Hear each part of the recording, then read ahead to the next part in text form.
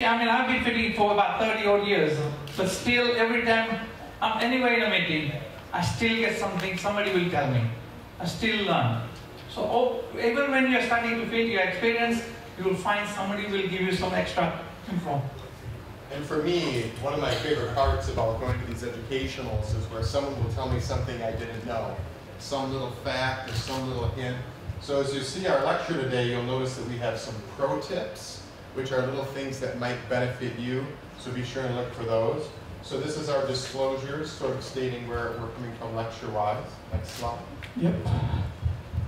What makes an ortho candidate, the first candidate you want to choose? So really, there's three things we need to keep in mind when we're talking about candidates for Ortho K. So the first thing that we need to keep in mind is what is the refractive status of the patient, and then what is the behavioral status of the patient, and then of course they have to clear the topography hurdle. Does the cornea look like it would be appropriate for what we want to do? How many of you have any topographers? Can you put your hands up? Again, quite a few.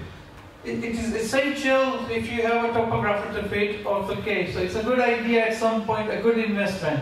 Do not fit Ortho K, because Ortho K fitting is easy without, but to see what happens to your lens afterwards is much easier with a topographer. You have to have a topographer in order to fit Ortho K safely. It's just as simple as that. So we're going to talk about the candidates as far as good, bad, and terrible. So let's start with the easy candidates. So some people in here said they had not been fitting or had not fit long. So we're talking about the good candidates. We're talking about myopes from -1 to -4. Those are really your bread and butter patients, aren't they, Doctor? Yeah, they are definitely your bread and butter, because you're going to see a lot of them. I mean, 70 to 80% of your patients are going in that category. And if you're a new fitter, please don't go only fitting those initially. Learn from that. And that also will give you a higher level of success as well. Certainly we want you to become very expert at Ortho K and myopia control, but we also want you to have good success to make you feel good so that you'll be encouraged to do more of it. So you also want to target patients who have more nearsightedness than astigmatism. And when we get to the tips and tricks later on, we'll talk about some of the rules that you might want to keep in mind. Also, we want to keep that corneal astigmatism down. Ideally, less than 3/4 of a diopter with the rule. And then, how about, talk to me about Ks, Nitesh. Ks, again, 41, 45 is what we want. And that's the one we should be looking for initially. As I said, quite a lot of you are new here. So do not try anything below that. The average is that, what I see in my practice. At least for the first while. If you start out with a 46 or 47 or a 39, you're going to have some difficulties. You might as well make it accessible. Next slide, if you would. So it's important if you're bringing Ortho K in to get a feel for what terminology you're going to use. Different regions have different descriptions of the procedure. I think that Ortho K is pretty accepted here. But in the United States, sometimes people will differ in their nomenclature. And so we want to make sure that you and your staff are all on the same page before you begin. I mean, I use molding term or general vision shaping. I think, Doctor, you use the same? Yes, I use molds or retainers. I prefer that as well. My patients seem to relate to that. It goes back to Dr. Herzberg's comment about the dental system. Next slide. So what about health considerations, Nitesh? What do you look for when you're looking for an ideal patient? The first thing you want to do under a symptom examination, make sure the lids are healthy. You do not want nephritis, treat it first. You've got a dry eye, treat that first. Corneal pathology, I'll leave it to you. Absolutely, and corneal pathology factors into it as well. We've had a number of patients who we were ready to fit, excited about, and we found keratoconus that maybe changed how we wanted to approach the situation. Or maybe the patient has something that's unique to their cornea, or I actually attempted to fit a patient who had epithelial basement dystrophy one time, and caught that at the last possible moment. So that's very much an important issue. What about dryness? Dryness, again, you're looking for mammalian glands. Make sure you check them. Make sure they're working. If they're not working, treat that first. If it's extreme dry eye, usually we do not fit Ortho K lenses. But I don't know what your philosophy is on that. Well, we've done some dry eye patients with success, but as a general rule, you want a nice, healthy eye going in. It certainly simplifies the situation, and I would recommend if you're just getting started, if you have not done this for too long, that you really do want to stick with the healthy eyes rather than try anything that's a little bit sketchy. Patients should be reasonably healthy. I look at if there's a diabetic patient, I do not fit them. There are other reasons for those. So be aware of that. Do not fit. There are other health issues where they may not be able to wear them.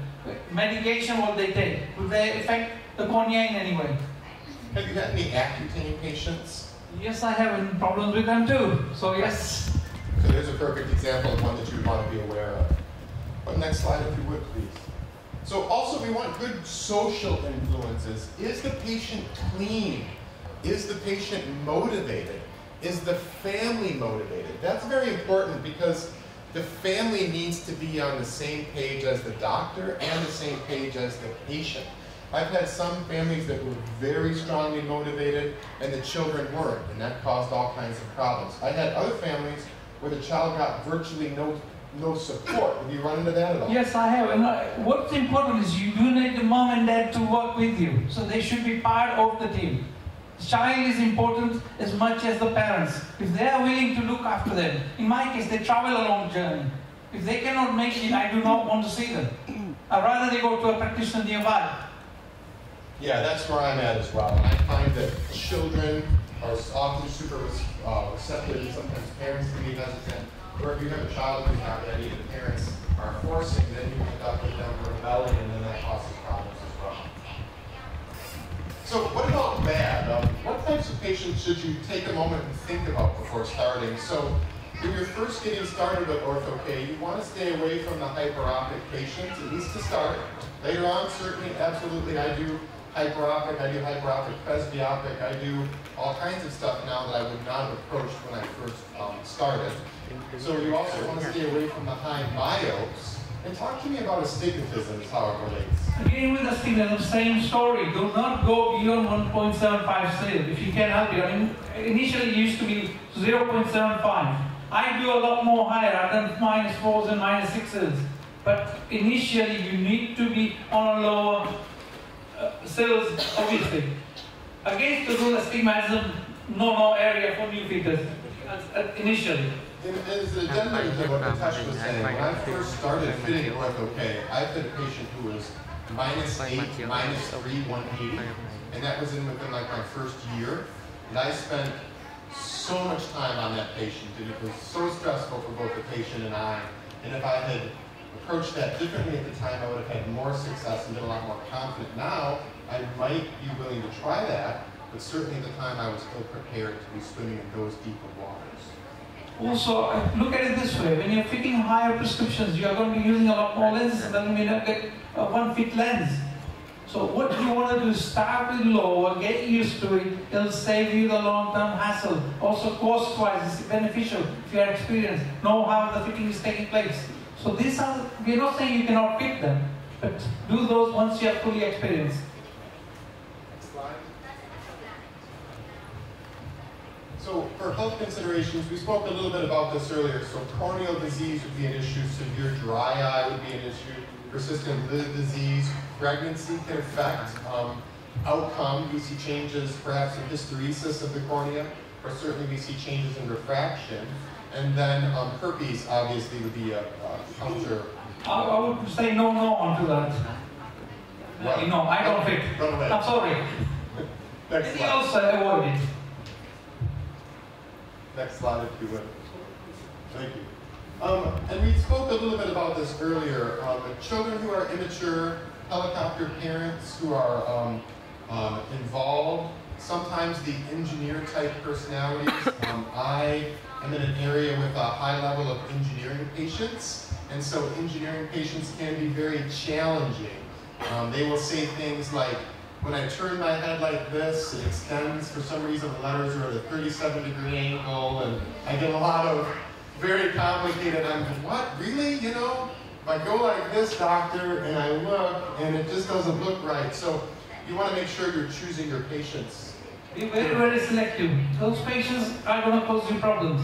So let them stay on specs or other optical corrections, because you need to judge those patients initially. Saves you hassle, your reputation. And Dr. Herzberg spoke about this earlier. I have a number of firefighter firefighters who would like to have ortho-K, but it just does not work for them because they have to get up repeatedly in the middle of the night. Sometimes they're going on calls any hour of the night. They don't get that nice sleep schedule. And Carrie spoke about college students. It can be sometimes difficult if they haven't been in it for a while. Next slide, if you will.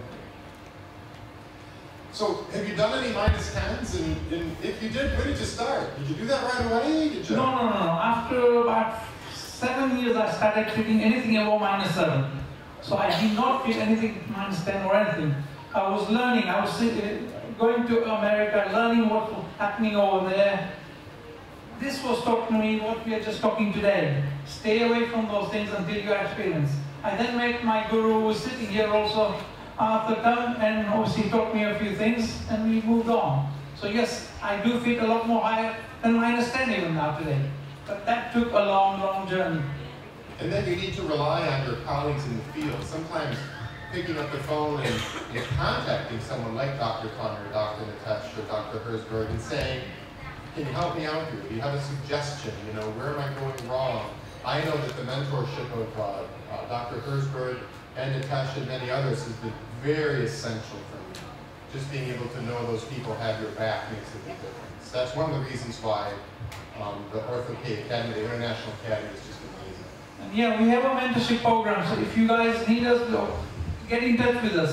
We will help you through it. Even your patient was simple. Sometimes you will encounter a problem. And there are people all around the world who are willing to help. Please do not hesitate. We are here.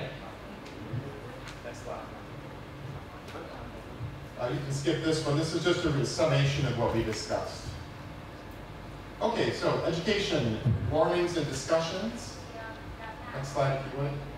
So we're going to be talking here about how are you going to explain orthokeratology. So orthokeratology is defined by the American Academy of Orthokeratology as a non-surgical procedure specially designed contact lenses to gently reshape the curvature of the eye to improve vision.